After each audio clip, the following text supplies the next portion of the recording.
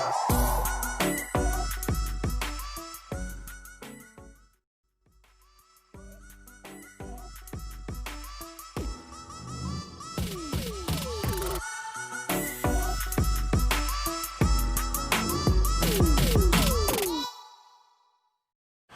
everyone, in this video I am going to discuss about question number 76 of IEEODOF।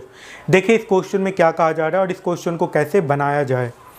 In the arrangement shown in figure, the mass of body 1 is 4 times as great as the body 2.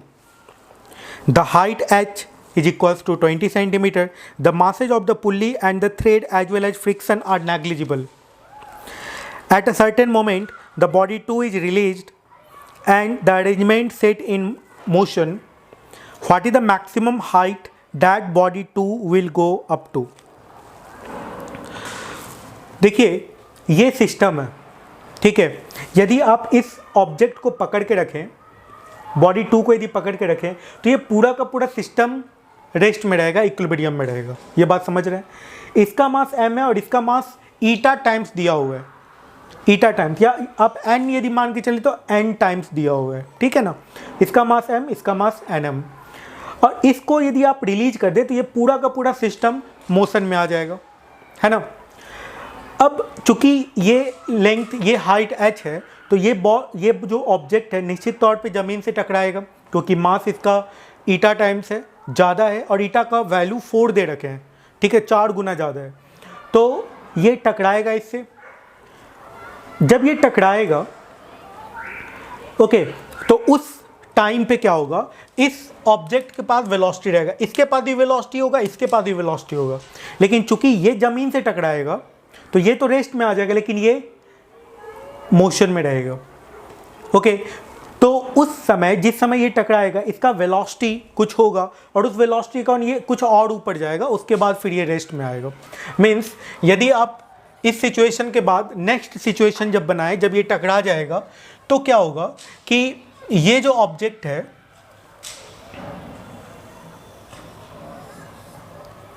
ये block यहां पे टकरा गया, block 1।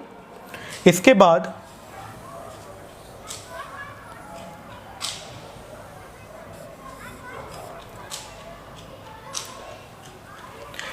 क्या होगा, ये body 2 हो गया, ये बॉडी 1 हो गया, ठीक है। इसके बाद क्या होगा कि इसके पास एक वेलोसिटी होगा, इस वेलोसिटी का ये और भी ऊपर मूव करेगा। ये देखिए, ये तो रेस्ट में आ गया ना, जैसे ही टकराया ये रेस्ट में चला गया। ये एक टाइप का परफेक्टली इनइलास्टिक कॉलिजन हुआ यहाँ पे, लेकिन ये क्या हुआ, ये कुछ ऊपर जाएगा। इस कारण से आप समझ सकते हैं कि ये ब्लॉक कुछ यहाँ तक ये ऊपर जाएगा, ये स्ट्रिंग सेलेक्ट कर गया, इसके बाद ये कुछ ऊपर गया। उस समय इस स्ट्रिंग में टेंशन का वैल्यू 0 हो जाएगा। तो ये हाइट प्लस ये हाइट, ये आपको कैलकुलेट करना है। तो आप ये समझ सकते हैं, जब ये h हाइट नीचे जाएगा, ठीक है, तो ये कितना ऊपर चला जाएगा।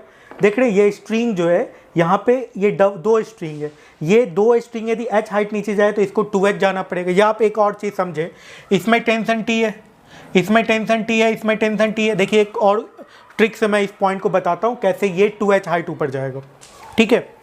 तो इसमें टेंशन T है, इसमें टेंशन T है, इसमें टेंशन T है। अब क्या होगा कि इसमें टेंशन कितने के बराबर होगा, 2T के बराबर होगा ना, 2T के बराबर, ओके। तो जब इसमें टेंशन 2T हो गया, इसका एक्सेलरेशन 0 और इसका एक्सेलरेशन यदि A है ऊपर की तरफ, तो इस पॉइंट का एक्सेलरेशन क्या होगा, नीचे की तरफ A होगा। ये A ऊपर जा रहा होगा और ये वाला जो है A से नीचे आ रहा होगा। तो 0 और A, इसका मतलब इसका एक्सेलरेशन कितने के बराबर हो जाएगा, 0 + a/2, a/2 के बराबर। पिछले क्वेश्चन में मैंने इस कॉन्सेप्ट को बताया हुआ है कि किस तरीके से इन दोनों का एवरेज जो होता है वो पुल्ली का एक्सेलरेशन होता है। ये बहुत ट्रिकी पॉइंट है और आपको बहुत सारे क्वेश्चन में बहुत हेल्प करेगा।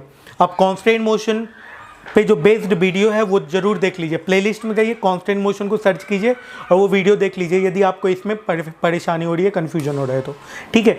तो ये 0 + a/2, ये a/2 मीन्स इसका वेलोसिटी यदि v है तो इसका वेलोसिटी v/2 है। ये यदि h हाइट जाएगा तो ये h/2 हाइट जाएगा।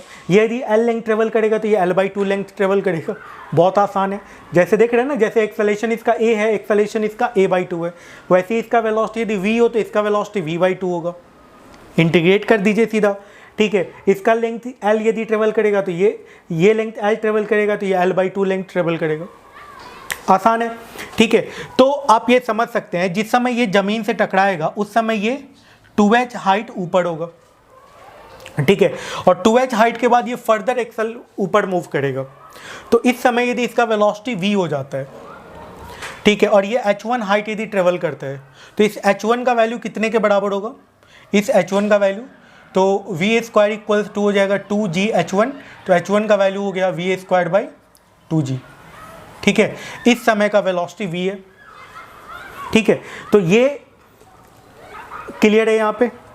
तो अब यहाँ पे h1 हाइट पता चल गया है, ये 2h हाइट है, मीन्स ये जो ब्लॉक है ये टोटल कितना हाइट ट्रेवल किया? 2h + h1, यही आपको कैलकुलेट करना था, ठीक है। तो टोटल हाइट जो ये कवर करेगा वो कितने के बराबर हो जाएगा बताइए? वो टोटल हो जाएगा कितने के बराबर? h + h1 के बराबर, ठीक है ना। मीन्स 2h, ये 2h है, ये 2h + h1 का वैल्यू कितने के बराबर है? v² / 2g के बराबर। तो आप v² / 2g का वैल्यू कैलकुलेट कर लीजिए, ठीक है। अब v² का वैल्यू कैलकुलेट करने के लिए आपको इक्वेशन सॉल्व करना होगा डायनेमिक्स का, ठीक है। तो डायनेमिक्स का इक्वेशन यदि सॉल्व करना है तो अब जो टेंशन दिया हुआ है, जो वेट है, मास है, वो पुट करके कैलकुलेट कर लीजिए।